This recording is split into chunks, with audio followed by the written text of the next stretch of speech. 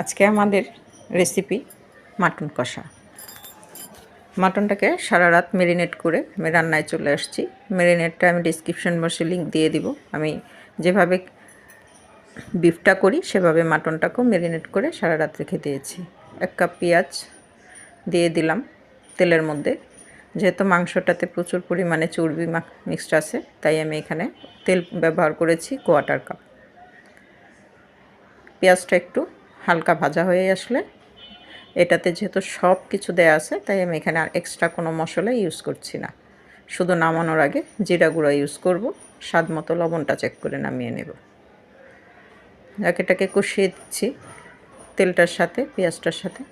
ঢেকে দিলে এটা থেকে পানি উঠতে থাকবে, আর সেই পানিটা দিয়ে এটাকে রান্না করতে থাকবো।